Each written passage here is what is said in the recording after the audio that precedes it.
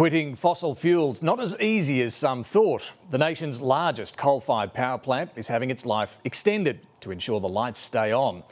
But going nuclear doesn't look like a quick or affordable option either, according to the best minds at the CSIRO. Political spin and wishful thinking doesn't always match reality. I'm David Spears. Welcome to Insiders.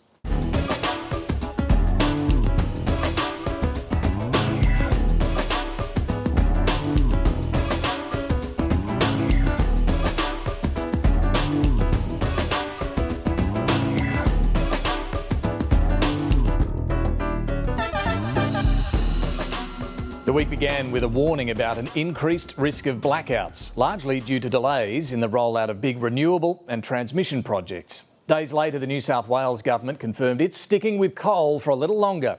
The life of the Eraring coal-fired power plant will be extended by at least 2 years.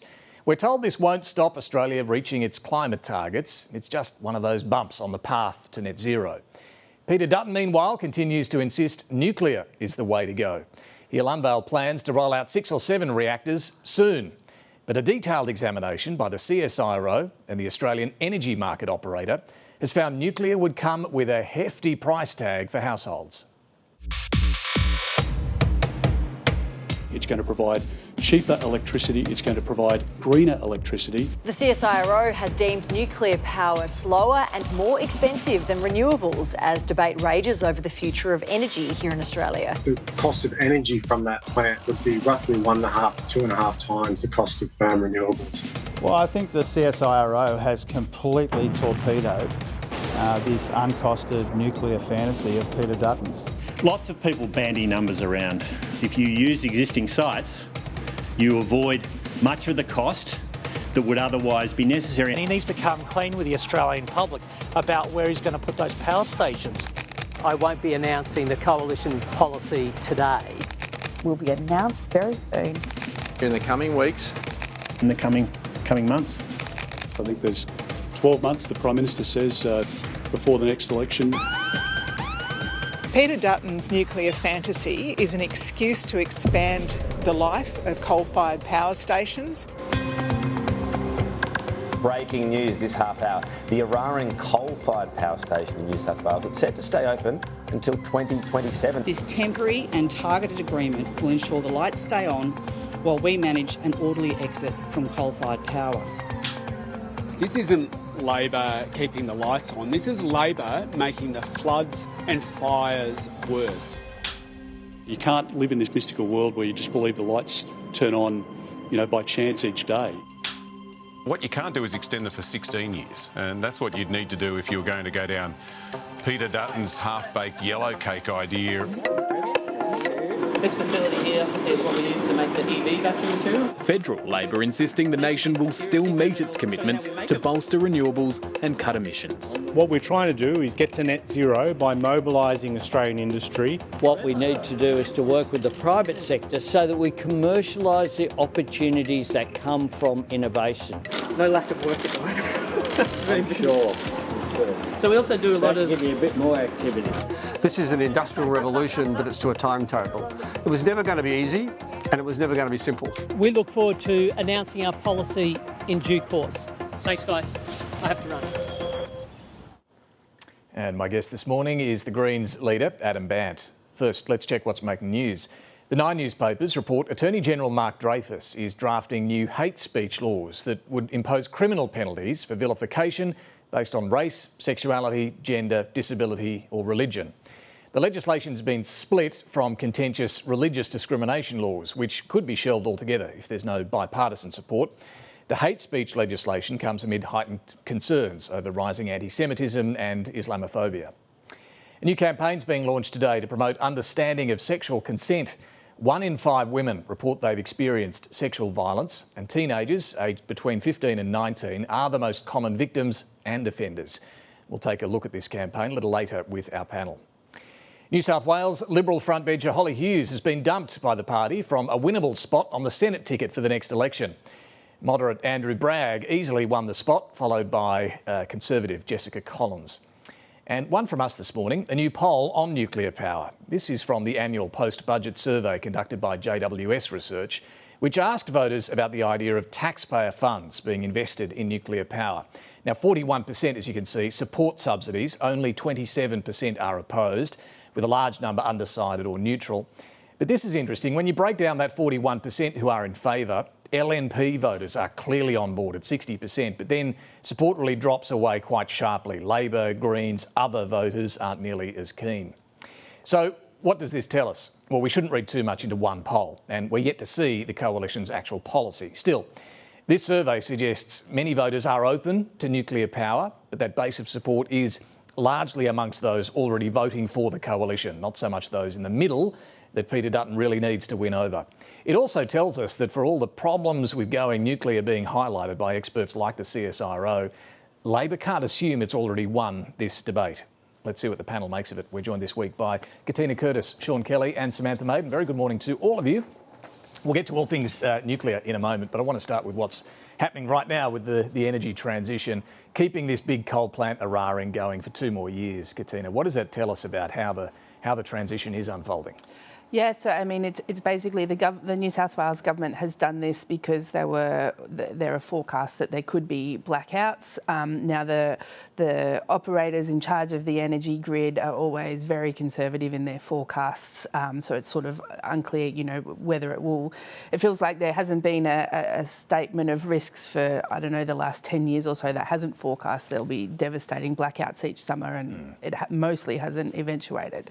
But there definitely is a problem in the rollout of renewables, and it's the same kind of issues that are hitting the housing market. You know, it's supply chain issues, workforce issues, planning issues. So there are things like that are slowing down the rollout. Yeah, and we're seeing that with some of the big renewable projects, a big battery project in Victoria, a transmission line between South Australia and New South Wales, Snowy Hydro 2.0, all of these things. The start date keeps getting further and further pushed back.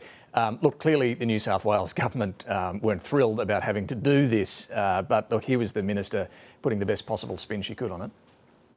This is a good deal for taxpayers as well as households and businesses. This ensures that the transition to renewables can be delivered without exposing the people of New South Wales to blackouts or to price spikes. And Sean, that's the bottom line here, isn't it? Governments, yes, they might talk a lot about getting out of fossil fuels, but they just don't want the risk of blackouts. That's something they're willing to avoid at all costs. Weird, really. Yes, and blackouts are obviously an issue, and the blackout is the worst possible scenario. But you know, the Premier, when this report came out on Tuesday, really emphasised price spikes. I thought that was really interesting. I think that's really the more likely scenario. Price spikes were probably inevitable. Now, there's a political angle there. There's a political convenient angle there, which is that Chris Minns doesn't want price spikes in the lead up to the next New South Wales election, and this solves that problem. But the point he makes as well, and I think this is fair enough, is that price spikes are really likely to undermine community sentiment in favour of renewable change. So if people are hit with massive prices, suddenly they are not going to be behind this shift to renewables. And I think we are in a really interesting phase right now. There is going to be some choppiness as we shift from one energy source essentially to a whole bunch of new energy sources. And that's right, isn't it, Sam? It's a bumpy path. Buckle up. But it's interesting as well, because if you do have price hikes, it also wipes out the value of Anthony Albanese's $300 rebate. And I think we've already seen some things in Canberra that I was reading the paper that they put out these new predictions of how much everything's going to cost, and it's going to largely wipe out that $300 Yeah, I don't know. I thought the default price we saw this week actually had, for the eastern states, a very small drop over the coming year. No, there was some information about prices in Canberra. Basically, it's not a across the board thing. Not in Canberra. Not in Canberra, where we love renewable energy in the People's Republic of Canberra. But look, I mean, the bottom line is that New South Wales wasn't on track to meet its targets even before this, and they will obviously argue that because they're hoping that it'll be all off the books in time for that target in 2030, that it won't affect it. But yeah, it is obviously an example of the fact it's easier said than done. Yeah, and look, we'll no doubt get some strong views from Adam Bandt shortly on sticking with coal for a little longer. But on nuclear as well, we're still waiting for the coalition's policy on this in the weeks or months ahead. In due course. But we did see the report, and this is the most detailed report that's been done on the idea of large-scale nuclear plants in Australia by the CSIRO and AEMO, the Australian Energy Market Operator. Katina, it ain't going to be cheap, according to those experts. Absolutely not. And they're saying that it's going to take 15 years to build one of these things, sort of best case scenario. It's going to be massively more expensive than building the other kinds of energy. They've also done a bit more. They costed larger scale nuclear as well as small scale technology. So they've taken I was interested. They said they've had an unprecedented number of submissions on their draft report. They had 45. They've never had that many before. Wow. Anyway, but they've sort of taken into account a lot of the things that backers of nuclear are kind of saying. But what about this? What about that? Well, what about transmission costs? They did take into factor in the transmission costs, the solar and the pumped hydro, all the things that you need to go with going renewable. Yep. And even after that, nuclear is still twice as much. And it's still way up. Even sort of like the bottom end of nuclear is only like, just higher than the top end of the possible renewable and even the gas costs. Yeah, look, Peter Dutton disputes the figures. His Shadow Minister, Ted O'Brien, is slightly more nuanced, though, in his reaction to this report.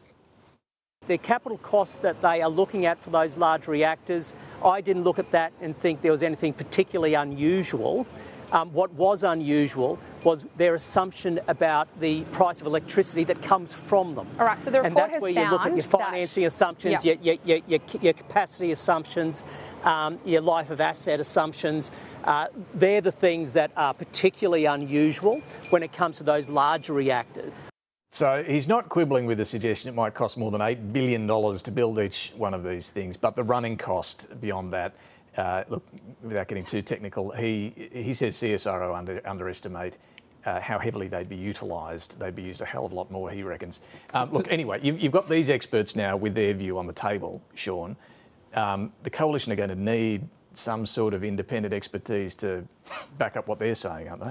Yeah, and I think they're going to struggle to get it. You know, David, you referred during the week to the head of the International Energy Agency saying nuclear is not a goer in Australia. It is in lots of other countries. He's backed it there, but it shouldn't be the course here because we have such easy access to renewables. Now, interestingly, and that guy's pretty pro-renewable. He's really pro-nuclear, but he says not for Australia, lean heavily into renewables. Now, interestingly, he also says carbon capture and storage is not really the technology people had hoped it would be. It's actually hugely expensive. This is also a point that is made in the GenCost report.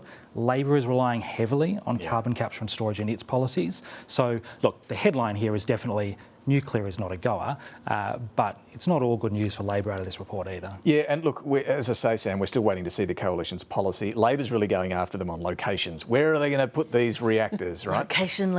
And there's been an interesting dance because... they're all in national seats. Well, let's have a look. The coalition keeps saying they're going to be on the sites of coal-fired power stations that are retiring. Now, this is in the next 10 or 12 years, these are the seats where you have coal-fired power stations that are going to be exiting the system.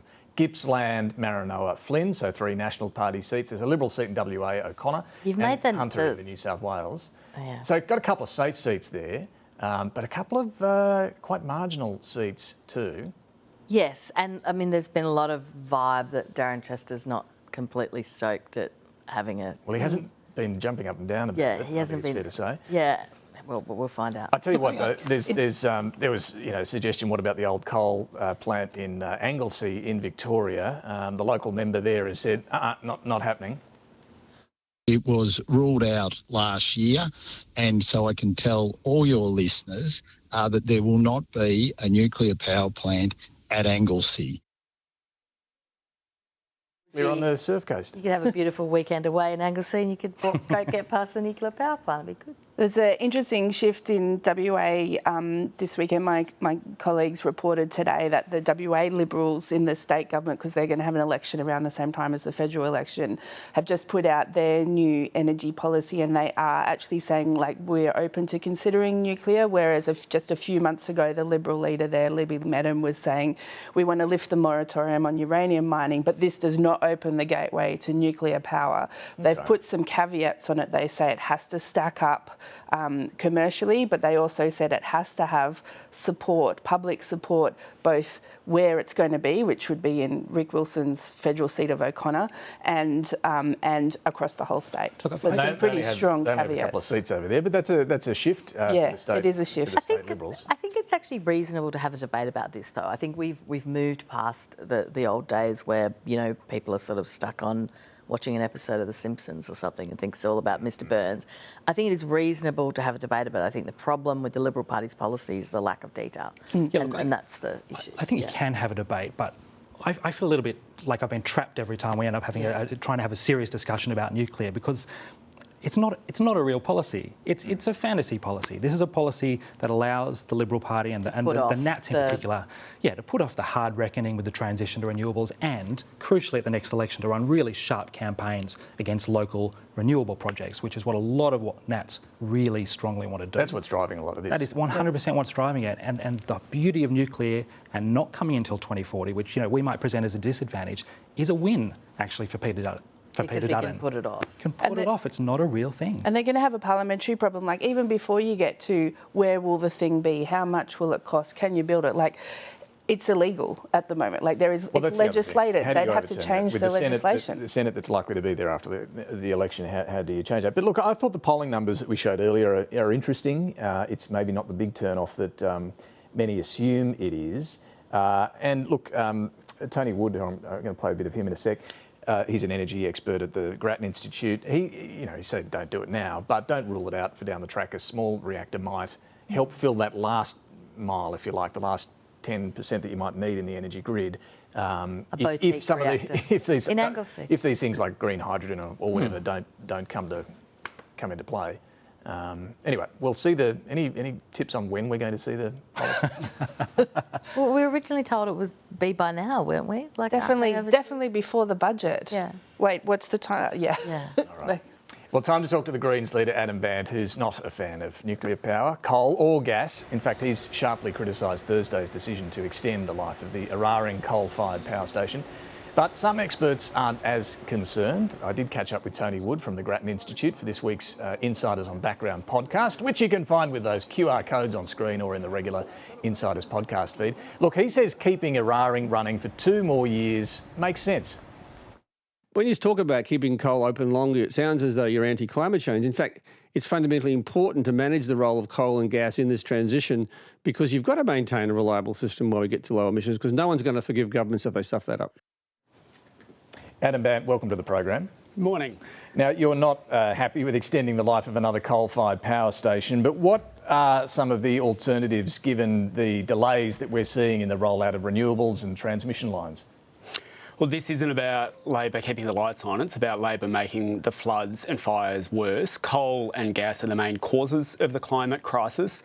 And this is what happens when a government talks a big game on renewables, but then spends their time expanding coal and gas. Now, Labor could have spent the last 2 years getting solar panels on people's roofs and batteries in people's homes, especially renters, in a way that would cut power bills and make the grid more reliable. And instead, they've spent their time opening 13 new coal and gas projects. And we're seeing increasingly here that if you have your foot on the accelerator and the brake at the same time, you go nowhere. Keeping coal and gas in the system for longer slows down the transition to renewables. It sends mixed messages. It sucks up money and labour, and we're seeing the results of that now. But we are where we are. We clearly have these delays, whether it's in battery, Snowy 2.0, transmission line projects. What needs to happen now if it's not extending Eraring to keep the lights on? Well, we've got existing technology like solar panels and batteries that could go into people's homes right now. How long would that take? Labor's missed out on 2 years of that's what rolling I'm saying. that out. We've had to push We them. are where we are now. So how long would it take to give everyone a battery and get that installed? Well, the government should at least start by actually start getting solar panels and batteries into people's homes. They're not even doing that at the moment. We've had to push them to get some money in the budget for programs like that. It's been the Greens who've been pushing for that to happen. How do they handle a few days of bad weather? I mean, yes, it would help, but they don't run for more than 24 hours. Well, these are engineering issues to do with how do we manage the grid as we get out of coal and gas and into renewables. Now, it's a question of priorities. Where are you putting your money? Now, in Labor's budget, they said that they claimed $5 billion of climate change spending, but there was $50 billion of subsidies for fossil fuels. Now, what you're seeing here, David, is Labor's greenwashing fading before your eyes. What matters is what you do when you're in power and how you use money. And at the moment, increasingly, as Labor backs coal and gas in the system past 2050, it puts roadblocks in the way of the transition. Do you accept that if we had more gas in the system, we wouldn't need to keep extending these coal-fired power stations? There's plenty of gas in the system in Australia at the moment. Australia is awash with the stuff. The problem is that we send about 4 times as much, or use about 4 times as much in the overseas processing and sending as we do using it domestically. We're sending the gas offshore, and the profits as well so are very like often more gas tax-free. used domestically? I'm saying there's plenty of gas in the system at the moment to make the transition and to make it in the time frame that the climate scientists are telling us. Divert more of the LNG we're shipping offshore to the domestic market. Look, if Labor's saying the problem is that there's not enough gas in the system, then the answer is stop sending it overseas along with the tax-free profits. Like the big corporations have been taking Australia for a ride. Like in 1 year alone, 27 big gas corporations brought in over $70 billion of income and paid no tax. And then they tell us there's a gas shortage here in Australia. I mean, come on, there's not a gas shortage. It's that the big corporations are sending it overseas tax-free and Labor's letting them. I want to ask your thoughts on the future Made in Australia policy of the government. I understand they'll probably introduce legislation for this next month. It'll be the framework that spells out all the things they're doing. It might also include the tax credits for green hydrogen. The coalition's opposed. What about the Greens? Well, we'll have a look at the legislation. We've said very clearly there's big opportunities for Australia in areas like critical minerals, green hydrogen, green steel. Spent a lot of time during the election campaign in Queensland, for example, making the point that the best job for a coal miner may be another mining job, including in these critical minerals. But I guess there's 2 major things that we're going to look at when we see the legislation. One is what is actually being proposed. Are they going to create the same kind of problems for critical minerals that they've created for gas, where Australia's awash with the stuff but it's all going overseas and there's not enough left for us to make the transition? Is the public going to get a good return on any investments made? Does the public get an ownership stake in these corporations that we're going to be putting billions of dollars into? There's a couple of interesting points there. You would want some assurance around how much green hydrogen, for example, stays in Australia for domestic use, and you would like some government ownership, would you? With government and public ownership of these critical industries in the future is going to be very important to avoid making the same mistakes that Labor has made with gas, where they allow the big corporations to do whatever they like, and then all of a sudden it creates a series of problems. That's the first set of issues about the devil in the detail, but I guess the second issue is this. It's becoming apparent that Labor's future made in Australia is a future for coal and gas past 2050. Now, you can't have your foot on the accelerator and the brake at the same time. If there's going to be a big expansion in these areas, like green metals, like green steel and green hydrogen, then you can't have the labour and the investment being sucked up in new coal and gas mines that are running out past 2050. And again, it won't matter how many new wind turbines we put up. If you keep opening coal and gas and keep burning it, then the climate crisis is going to devastate Australia. And so Labor really can't have it both ways. Labor has to pick a lane. And just as we've done with previous legislation, including the electric vehicles legislation, we'll be saying to Labor, we're sick of the greenwashing. We're sick of this climate fraud. If you want to expand, if you want to work with the Greens to tackle the climate crisis, then don't also go and work with us on Monday and then go and work with the coalition on Tuesday to expand coal and gas and undo all that good work. We have heard you for a long time push for an end to new coal and gas, and yet you do still pass government legislation like the vehicle emission standard you mentioned. So ultimately with this one, you're not going to stop the creation of a green hydrogen and critical minerals industry in Australia, are you? Well, to get the vehicle legislation passed, the Greens had a big win against the gas cartel. We stopped Labor's bill to fast-track new gas projects by bypassing environment laws and taking away First Nations voices. But on this one, I understand what you did there, but the question is, you're not going to stop, ultimately, a green hydrogen industry getting kick-started in Australia. Well, again, it's the same issue, isn't it? Labor says that they want that to happen, but then you look at what Labor does, and Labor spends billions of dollars of public money to support the opening of new coal and gas mines and keeping coal and gas open past 2050. I mean, but this is critical, David, and this is where, I mean, the nuclear debate as well is a big dangerous distraction from Labor and Liberals' continued expansion of coal and gas, because that's what matters. Let me ask you this. If the next election produces a hung parliament, you're in the box seat, would you be willing to demand, as a condition of any support for a minority Labor government, no new coal and gas? We've been very clear that we want to see no new coal and gas, and that's what we're going to continue to push Labor to deliver, because Labor is expanding coal and gas at a time. Does push mean actually saying, if it's a hung parliament, this is the red line? Well, you're right that many of the pundits and commentators are saying that a very likely outcome is going to be a power-sharing parliament, and we'll make announcements closer to the election time. Right. But what I can tell you now is this.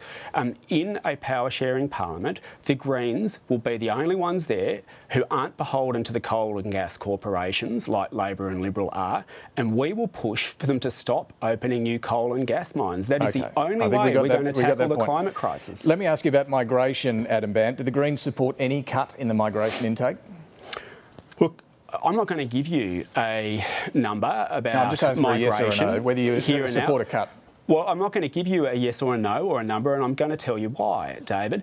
When a renter turns up to an auction, their competition is not someone who's come here from another country seeking a better life. It's a wealthy property investor who's got a big fat cheque in their pocket from Anthony Albanese that they use to push up the price of housing to a point where renters and first-home buyers can't afford. Understand your views on negative gearing and capital gains tax. Understand that, but I'm asking you whether you have a view at all on migration. Well, my view on migration at the moment is this. Labor and Liberal are engaged in a migrant-bashing race to the bottom as a distraction from the real issues facing this country. Every time that there is a cost of living crisis, the rich and powerful turn around and blame migrants. I'm not asking about Labor and the coalition here, Adam Bandt. To be with respect, you're the Greens leader. I'm asking you what the Greens' position is on migration. Do you support any cut? I'm telling you, because this is coming at a time when there is a massive cost of living crisis and a housing crisis that is breaking people.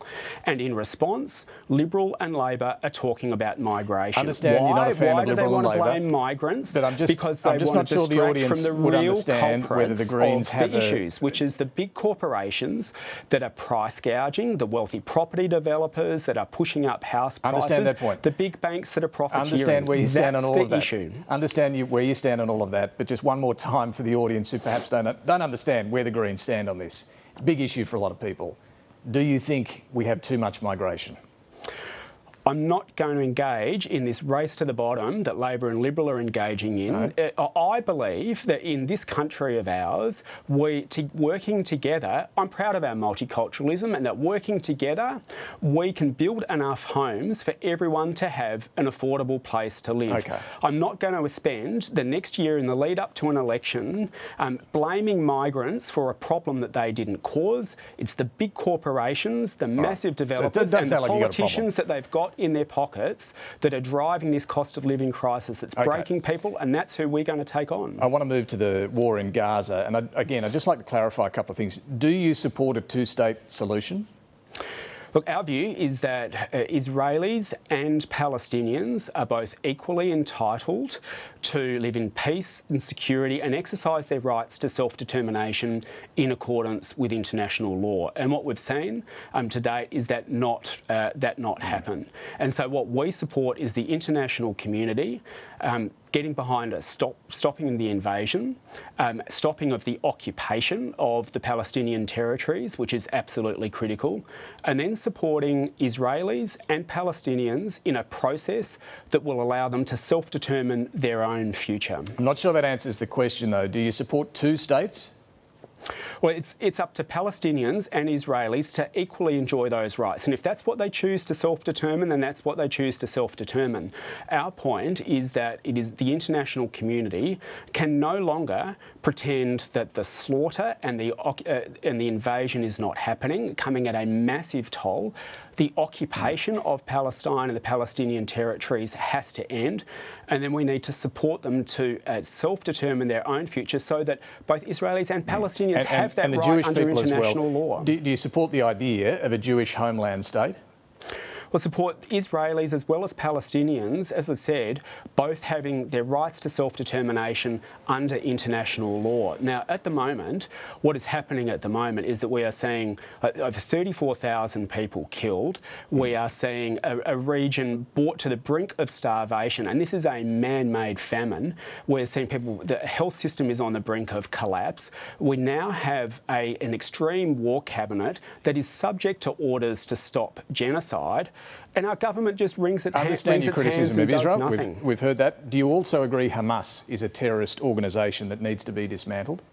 Well, they're listed as a terrorist organisation. Do you support that? And our point is now, well, it's just a fact. They're listed I'm as a asking terrorist. if you support it. Do you think they're a terrorist organisation? Well, we're not arguing to change that. We're saying they're listed as a terrorist organisation. So you agree they are a terrorist organisation? Well, but the point is, what are you going to do? The Palestinian civilians cannot be collectively punished. Sounds like you're having some trouble saying that Hamas is a terrorist organisation. No, I just said it was. They're listed, and we condemned the acts of October 7th, and we've called for the perpetrators to be held to account.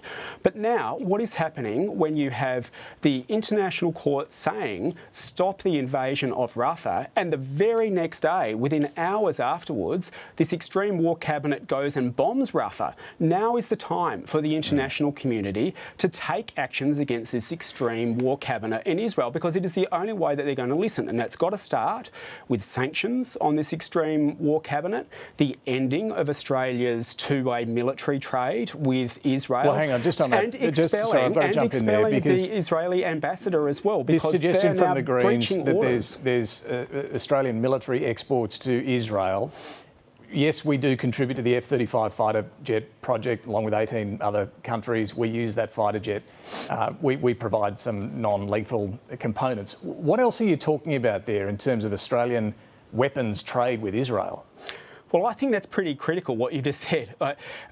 Australia makes the parts that open the bomb bay doors on the F-35 that allow bombs to be dropped on civilians. Yeah, but this is a fighter jet that we use, that 18 different countries use. Are there any other weapons you're talking about that we sell to Israel? Because the government says we haven't sold weapons for 5 years to Israel. Well, that's not what the Department of Foreign Affairs and Trade website says. That's not what the weapons manufacturers say. A DFAT website says there's $1.5 million worth of arms and ammunitions. Well, ask the government that, because they're not being clear. Well, they're saying that. Well, they're saying they're not. Then get them to explain what they are selling and why it is that the Department of Foreign Affairs, the weapons manufacturers and the United Nations are all saying Australia's involved in two-way trade with Israel. OK, final one. I just want to ask you, this is obviously an issue that has, very polarised views in the community here in Australia. We saw yesterday morning the words on a Jewish school in Melbourne, Jews die. Would you agree there's a need to dial down the temperature to say that anti-Semitism, there's no place for it? Well, I condemn those words. There's, of course, no place for that. And we've said from the very beginning, from the first moment this got debated in Parliament, no to anti-Semitism, no to Islamophobia, no to the invasion. And I think what you're seeing across the country is a very strong push for peace. People are fighting not only against anti-Semitism, but fighting to end the invasion of Gaza as well. And this has to end. And I can only say, David, we are at a critical point now where that what happens in the coming few weeks may determine whether tens of thousands of more people die, whether children get enough to eat and drink. It is time to stop the invasion of Gaza, and it is time to bring pressure to bear on this extreme Israeli war cabinet to stop. And Australia should be doing more than hand-wringing. Australia should be taking action. Adam Bandt, appreciate your time this morning. Thanks for joining us. Thanks very much, David. Well, coming up, we are going to get into that migration debate we touched on there and some of the confusion from coalition figures as well about how far they intend to go. But let's continue this conversation. Back to our panel, Katina Curtis, Sean Kelly and Samantha Maiden. Look, I want to talk about Israel. Adam Bandt, we know, has pretty strong views there, Katina.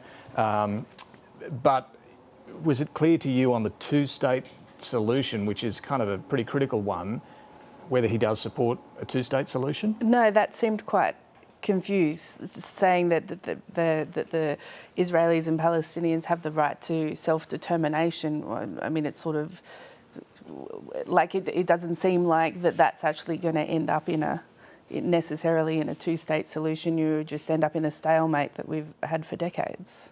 Yeah, or potentially a one-state Yeah. solution. Look, just to go back over what happened this week, we had the International Criminal Court Chief Prosecutor announce that he was seeking arrest warrants for the Israeli Prime Minister, the Israeli Defence Minister and 3 senior Hamas leaders.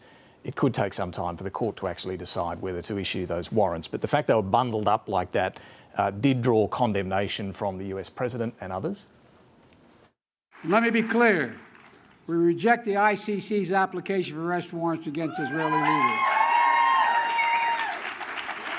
Whatever these warrants may imply, there is no equivalence between Israel and Hamas. This is a deeply unhelpful development. Of course, it's still subject to a final decision, but it remains deeply unhelpful nonetheless. There is no moral equivalence between a democratic state exercising its lawful right to self-defense and the terrorist group Hamas. So look, there were other leaders who were more supportive of what happened here, but these are, of course, 2 key Australian allies, AUKUS partners, Five Eyes partners. The Australian Prime Minister, however, was unwilling to criticise this move from the Chief Prosecutor.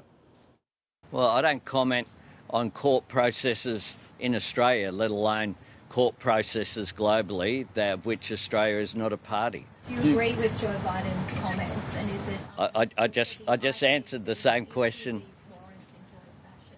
He did, though, later in the week acknowledge and make it clear that he does not believe there should be any equivalence between Israel and Hamas.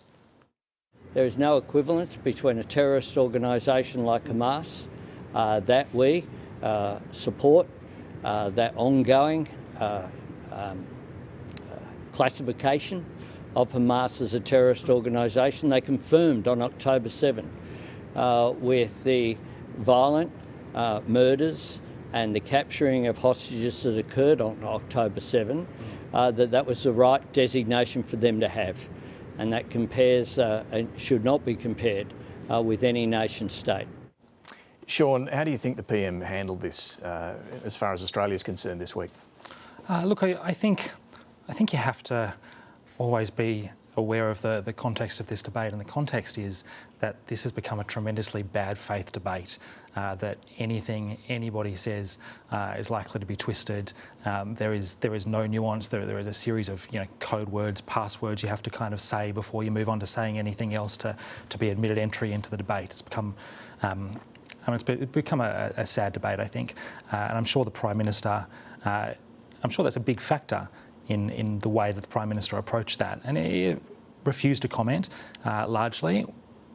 I think that is a reasonable position at this point when the court, the 3-member panel of the court, hasn't yet handed down a decision on the prosecutor's warrant or application for warrants.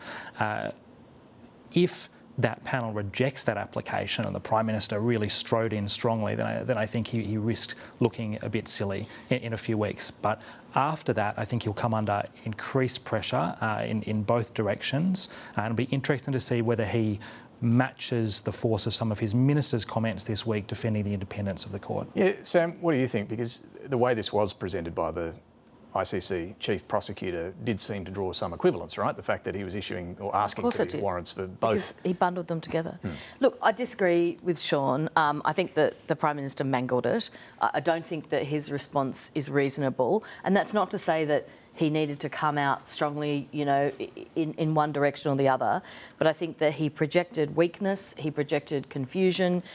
He said a whole bunch of things suggesting we're not involved. Well, we are, because we're signatories to the ICC. Now, there's a whole bunch of debates now in terms of, no, we're not a party in terms of, like, in the actual conflict, but we are a signatory, we are involved in the ICC, we have embraced it. And there's a whole debate now with, you know, Alexander Downer and people that, you know, in a sense, dragged the Howard government, in some cases, kicking and screaming to this. They had a huge debate about it, now saying that they've done the wrong thing. And I think that regardless of the fact that it's a bad faith debate, and I understand where you're coming from there, I don't think that that justifies the way in which the Prime Minister responded to it. You know, part of me, you know, kind of thinks, what on earth was happening when they were sitting down working out how he was going to respond to these questions? But ultimately, that's a bad kind of response as well, because he is the Prime Minister. He should know how to answer these questions. He should have a firm view on it and not run terrified away from the question. And in terms of what Adam Bandt was saying there, I mean, there was a lot of bad faith in that interview as well, which we'll get to later. But, you know, he has said that the Greens oppose October the 7th and they oppose the invasion of Gaza, as he describes it. What on earth, how on earth did he expect Israel to respond to this? Like, I mean, we're going to have, like, send them flowers or something? Look, I don't think it's an unusual view to think that Israel has overreacted. That's a legitimate view for people to have. Of course there's legitimate debate about that, but I'm just saying he has basically said that like, I'm just not sure how he thought they should. Anyway, Katina, back on how the PM handled, because he did get a lot of criticism for, you know, not echoing the sort of language from Joe Biden and others. I think the other difficulty is that he got asked those two questions about the ICC's done this, Joe Biden said that, do you agree? And then again, do you agree? And then the very next question was, you know, what about the development in Julian Assange's case overnight? So having said, well, I don't comment on court cases, he then immediately goes to comment on a separate court case. And then a couple of days later, when he gave the second press conference that you saw, the one without the hard hats, where he said there is no equivalence. Yeah, where he said there is no equivalence. But he also said, well, the journalist asked me an obtuse question and it wasn't clear that it was referring to the ICC. And when you look back at it, I think it was completely clear. Look, for Peter Dutton, this is a lot easier. He's a very firm view, strongly backed Joe Biden. In fact, even went harder. I very strongly support the comments of Joe Biden today in relation to the ICC. It's an abomination and it needs to be ceased. This action is anti-Semitic and it is against the interests of peace in the Middle East. Yeah, and those delineated lines between the two sides are only getting harder and harder. Look, I don't know whether this is going to be a vote changer to the degree some suggest, but it's been uncomfortable clearly for the government. I want to move on to this migration issue. We talked to Adam Bandt about it then, but for the coalition, a lot of focus this week on exactly what they're proposing. Peter Dutton in his budget reply talked about a cut in the permanent migration intake. Next morning he goes on radio, talks about a cut in the net overseas migration intake. Angus Taylor, then the Shadow Minister at the Press Club, had some slightly different numbers to use, and he was on Sky News this morning with, once again, a couple of new figures. Peter Dutton has already talked about that first year where we'd see a reduction of around 37% in the NOM, as it's called, the net overseas migration, and then that would move to the 25% reduction, the quarter below where it is today. Katina, help us out here. I hope you've got a calculator there. What's he now suggesting? I've got a lot of messy calculations scribbled down. So it seems to be where we landed on Wednesday when Angus Taylor was at the Press Club, and then Dan Tehan confirmed this in an interview the next day, was that it would be over the 3 years, well, one of them's using 3 years, one of them's using 5 years, but basically a 25% cut on average over the term of the next government. What about this morning? Forecast. So this morning, it would seem, if you said a 37% cut in the first year and 25% cut in years 2 and 3, That would be more like a 30% cut. It's more like, closer to probably about an average 29% cut over your 3 years. You're talking about probably 20,000 fewer people in years 2 and 3 than what you'd be looking at. What he was saying the other day. I mean, once you get past whatever the number is, which I'm not sure that anyone actually properly knows, whatever the number is, they're not actually really answering the how. How do you actually? That's the bigger question. But just on, I'm fascinated by the bit of the process here and the confusion, because it kind of speaks to. They don't have a press release, a document that their front benches can all read off. Why is that? Well, exactly. Good question. Katina was talking about this before we came on air, the fact that, usually when you get a budget and reply speech, you get the budget and reply speech, and then there is... all bunch these. Of documents. You would have done it back when you were working for government. You get all these documents, and you might have a little sit down, and they might explain some facts. This is a little bit of how the sausage is made, but it's important. It explains why they don't have any all detail, confused, right? Right. And yes, and this is your point, that no wonder poor old Angus Taylor and others are sort of going out there and doing interviews where they look like they're confused. Is because. What is the policy? I mean, there's no document. What on earth is going on here? I guess, Sean, the blunt message, we're going to go a lot harder than Labor and cutting immigration is the main point they want out there. And that may still be, politically effective. But to Katina's point, how are you going to do it? How are you going to get those numbers down? Well, this is the thing. There's this immense irony that wherever you're looking to cut, because of the supposed pressures, you're also going to create problems. Yeah. Do we want fewer nurses? Do we want fewer construction workers? If you want doctors, half of the GPs in this country are foreign born. So Peter Dutton's talking about pressure on doctors and getting in to see a doctor. You won't have doctors if you cut down migration. I'm told they want fewer accountants. They reckon there are too many accountants coming in, and maybe there'd be sympathy there. But even with family reunion visas, it's tricky, right? You're saying, OK, to the diaspora community, you can't bring any family in. We're going to really dial that one down. It's tricky. The other thing, as I understand it, they actually have pretty limited levers in terms of, that's why we're going through this discussion that the government's doing with the universities at the moment about capping the number of international students, because there isn't actually a mechanism in place to cap the number of students or cap the number of temporary skilled workers or cap, I guess you can do a go slow in the visa processing, and then you end up with a massive backlog, which is what the government has been dealing with since it came into power. But there's not kind of a way to say, oh, sorry, we've brought in, so many tradies, that's it, no more this year. And just quickly, what about the Greens on migration? Adam Bandt doesn't want to... I just thought that, to me, that was just example of what sometimes happens with the Greens. And sometimes you see it at press conferences, and you certainly saw it in that interview, where there is a real lack of good faith, right? So you're asking a completely reasonable question, which is, OK, well, what is your position on migration? Does it need to stay the same? Does it need to go up and go down? And he won't answer it.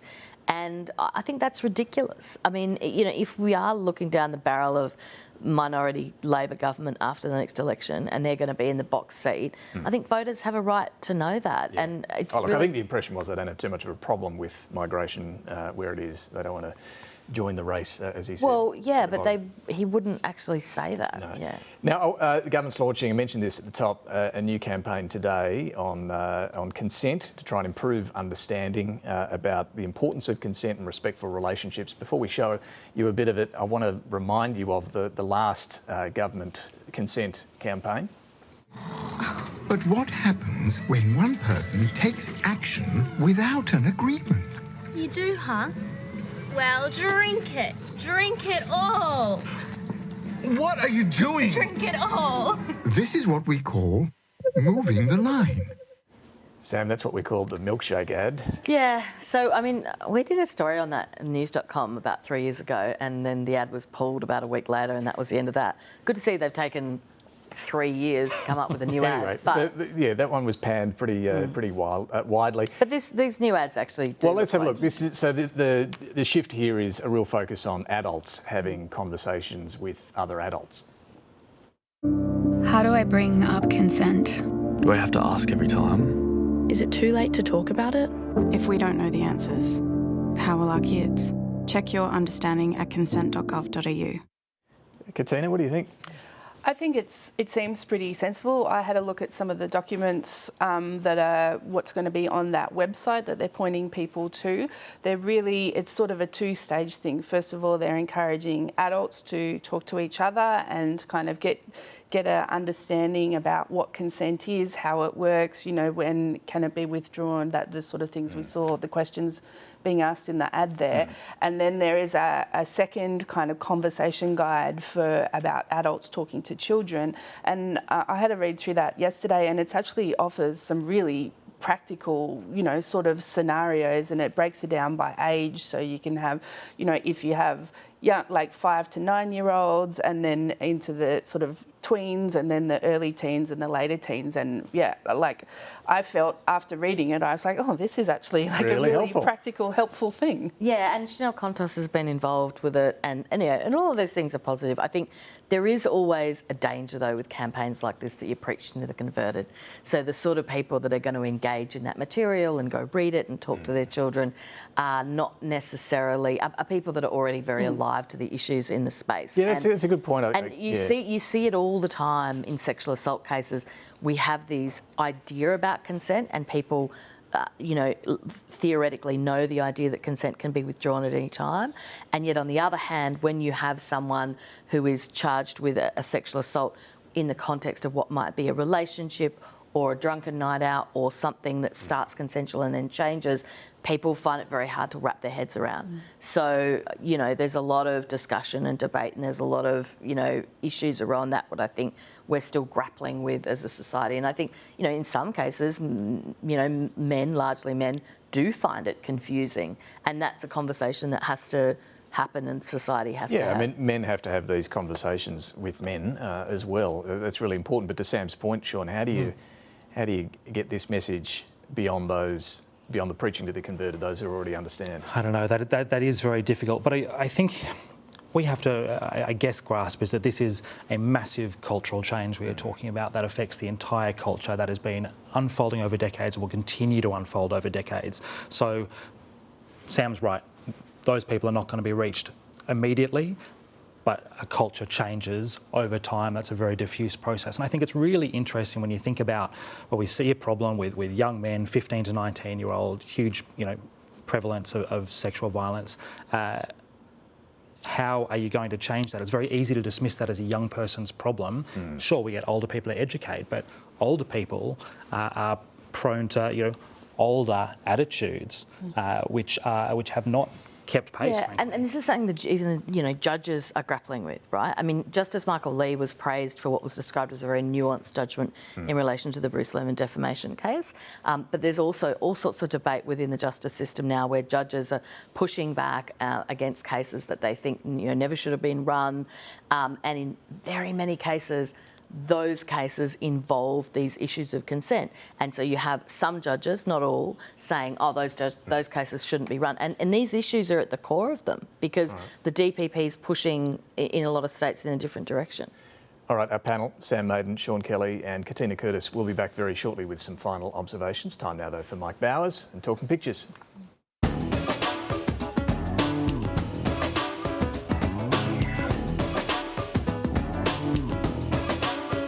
I'm Mike Bowers and I'm photographer at large for The Guardian Australia. I'm talking pictures this morning with freelance cartoonist Glenn Lelever and I believe stunt double for David Rowe on the AFR this week. Quite a week, yes indeed. And if there are any editors watching from home, these are my rates. Glenn, it seems like we're putting out the unwelcome Matt as the opposition leader proposed dramatic cuts to immigration. This is a beautiful Matt Golding. He's got the many arms of this policy: housing crisis, childcare and GP visits availability, school places, elective surgery, price of olive oil. Traffic congestion. It looks like a new form of board game. Scapegoats and ladders, Mike.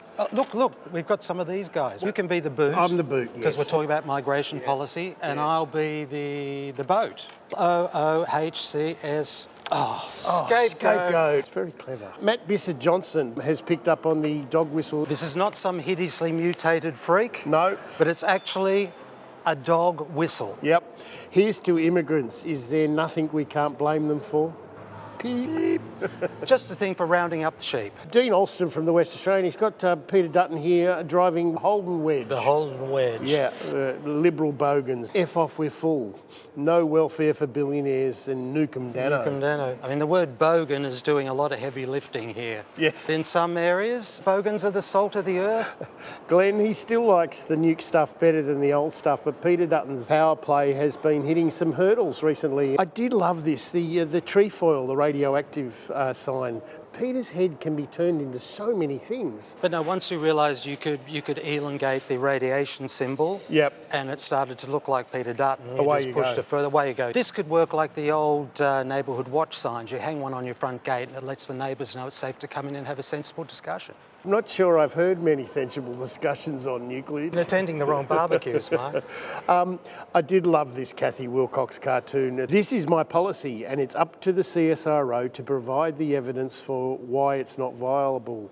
It's My Little Pony unicorn. Now, there's a policy I can get behind, right? That unicorn has some fabulous ideas about carbon capture and storage you want to hear. The rain in Spain falls mainly on the plain, but in Britain it fell mainly on Rishi Sunak. It's positively Seinfeldian. It was quite brilliant. Yeah. But I hear the Tories are building an ark.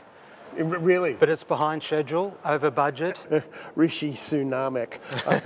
Pool Britannia here, as it's raining on his... Like, the visual metaphor, considering also they have just apparently built a brand new indoor media briefing centre at 10 Downing Street. What? So the newspapers had an absolute field day with puns. But of course. Things can only get wetter. Soaked Sunak announces July 4 election as Labor anthem blasts out across Downing Street. So the protesters at the end of the street were playing Things Can Only Get Better and Drowning Street, which I thought was just perfect. The Trade Union Congress put out a tweet that said... Forced to work in the rain unnecessarily? Join a union. At first I thought he had one of those wet look suits on. The metaphor for, the Tories going down the drain is just superb. See, I've just put in the Downing Street cat with a snorkel. Larry the cat was tweeting that he was going to help Rishi pack his bags. Is he hoping for a miracle? He's got a biblical flood. Glenn, it's been a great pleasure unpicking the events this week, and I think I'll be the boat. I'll be the lapdog. Yep. All right. GNISUOH. Scapegoat. Back to you, David Spears. Thank you, Glenn. Thank you, Mike. Let's get some final observations. Sam, to you first. Well, what about Angus Taylor? No more Mr. Nice Guy backing the alternative candidate over poor old Holly Hughes, who just got whacked in the Senate pre-selection, over the weekend. I want to see the next time she bumps into Angus Taylor, I think she's going to throw a box of vapes at his head. Sean. A couple of months ago, Dave Sharma, one-time MP, now first-time senator, gave a really interesting first speech to the Senate, which he talked about inequality, young people, housing, big business making profits, strange focus for large parts of the Liberal Party. I just noticed yesterday in the Saturday paper, Amelia Hamer, who is going to be competing in Kooyong for the Liberal Party, talking about young women in their 30s, seeing too many older men in politics who don't understand what their life is like, don't understand what it's like to rent, don't understand what it's like to enter the workforce at this time in history. I just think there's an interesting separate direction for the Liberal Party opening up among some of the moderates that's quite different from what you see the rest of the party doing. Yeah, it'd be interesting to watch. Katina. The much-awaited redistribution for the electorates in WA, which is going to help shape what's a key state. We're finally going to see the draft boundaries on Friday. There's a new seat going in somewhere, and it will be Swan and Hasluck probably significantly reshaped, which then affects how well the Liberals might do in retaking those. And we're also going to finally see the redistributions in Victoria and New South Wales, which are both losing a seat and could cause problems for the Teals. Those will come probably a fortnight later. Yeah, it could force some redo pre-selections potentially as well. Thank you all very much for joining us this morning. Finally, Tanya Plibersek was caught on a hot mic this week, waiting to follow James Patterson on Sky News. But a lesson for younger players here. She followed the golden rule. All microphones are live. We'll leave you with that. Thanks for watching. It is a crime to glorify a terrorist organisation in this country, a listed terrorist organisation like Hamas. I'm not sure whether baking a cake meets that threshold. James Patterson. Okay. All right, well, I can hear technical music in the background there. You're making us all feel very excited about being here.